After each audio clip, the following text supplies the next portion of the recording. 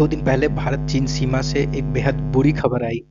यूँ तो वहाँ पे भारत और चीन की सैनिकों के बीच हाथापाई आम बात है, परंतु 2 दिन जो पहले पहले जो हुआ वो बहुत ही एक खतरनाक था, बेहद दर्दनाक था। हमारे निहत्थे 50 सैनिकों पे 250 चीनी सैनिकों ने लोहे डंडे और कील लगे डंडों से, पत्थरों से हमला कर दिया। नतीजा ये हुआ कि रात के अंधेरे में हमारे 20 सैनिक वीर गति को प्राप्त हुए। हमने भी रिटेलिएट किया, परंतु हम 20 योद्धा खो बैठे। मैं चाहता हूँ आप सभी के चेहरे याद रखें जिन्होंने अपना सर्वोच्च बलिदान दिया।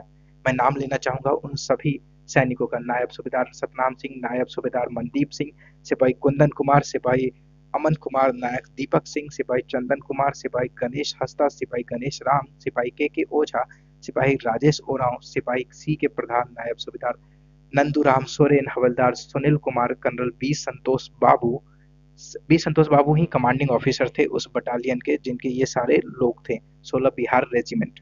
इसके अलावा सिपाही जय किशोर सिंह, हवलदार विपुल रॉय, सिपाही गुरतेज सिंह, सिपाही अंकुश, सिपाही गुरविंदर सिंह, सिपाही हवलदार के पलानी।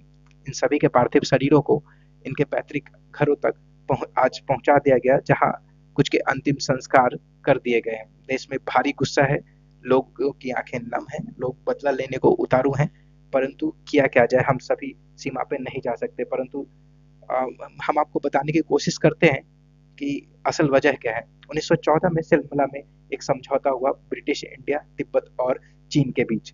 एक सीमा रेखा तय की गई, नाम दिया गया McMahon line. McMahon line sir Henry McMahon के नाम पे ये नाम दिया गया, जो उस समय ब्रिटिश इंडिया के शासक थे। तो सब कुछ ठीक चलता रहा, परंतु स्थितियां बाद में बदली। चीन ने मनमानियां की और तिब्बत पे कब्जा कर लिया। उसके बाद चीन 1962 में भारत के साथ युद्ध छेड़ गया और हम पिछड़ गए युद्ध में। हमने कुछ अपनी जमीन चीन के हाथों खो दी और वो चीन अभी भी जो जमीनें हैं वो भी चीन के कब्जे में है। चीन ने नई सीमा बना दी, अपने कब्जे वाले जमीन को अपना बना लिया और नई सीमा तय की।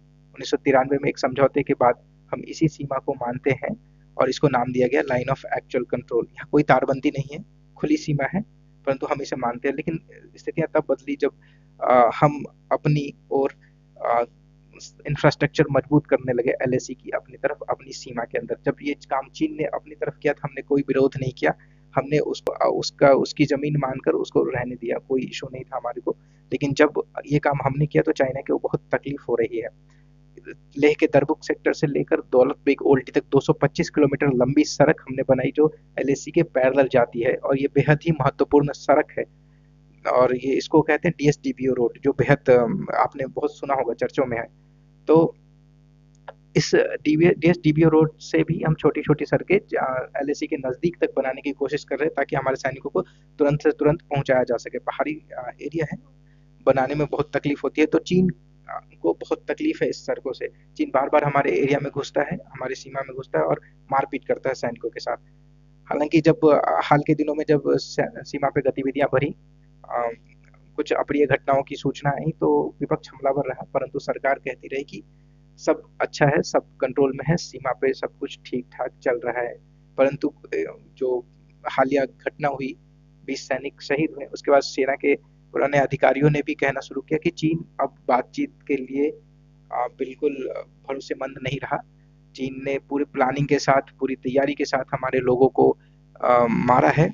पूरे जो पूरी घटना की शैली है वो यही बयां कर रही है। जाहिर बात है कि हमारे प्रधानमंत्री नरेंद्र मोदी खुश तो नहीं होंगे चीन के साथ जो घटना हुई है सीमा पर, परंतु उन्होंने कहा है कि बलिदान व्यर्थ नहीं जाएंगे। अब देखना देखना है कि क्या होता है, क्या कदम उठाए जाते हैं सरकार के द्वारा। परंतु हमें चारों तरफ से चीन को घेरना होगा, कूटनीतिक स्तर पे भी, सैन्य स्तर पे भी एवं आर्थिक स्तर पे भी मोर्चाबंदी करनी होगी। हमें चीन पे अपनी निर्भरता कम करनी होगी।